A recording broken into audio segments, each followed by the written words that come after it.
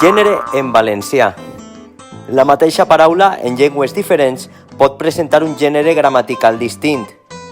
Les diferències de gènere gramatical entre llengües pròximes provoquen que de vegades es produïsquen confusions.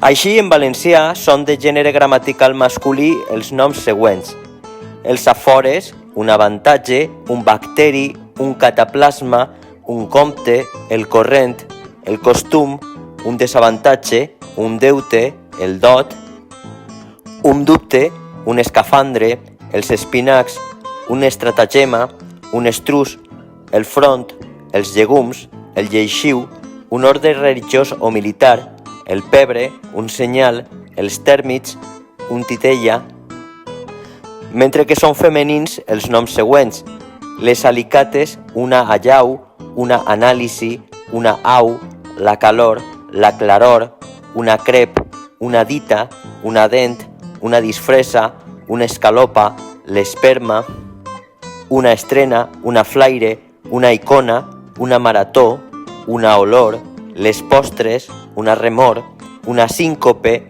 la síndrome, la suor. Hi ha casos que un mateix substantiu canvia de significat segons se li aplique el gènere masculí o el femení. Un albor és un peix, un àlbor és la blancor, la llum de l'alba. El canal és una via d'aigua, la canal és un conducte, una canonada. I així teniu més exemples de mots que canvien en masculí i en femení. En aquest segon quadre podem llegir el cremallera, que és un ferrocarril, la cremallera que té altres sentits, el delta d'un riu o la delta, que és la lletra grega, un editorial, que és un article de fons, una editorial, que és una empresa, el fi, que és l'objectiu, la fi, que és l'acabament, el final, el guia, que és la persona, o la guia, que és el llibre. I així tenim un tercer quadre amb més exemples: el planeta, que és l'astre, la planeta, que és el destí d'una persona, el pudor, que és la modèstia, la pudor, que és la mala olor, el salut, que és una salutació, o la salut, que és l'estat de l'organisme.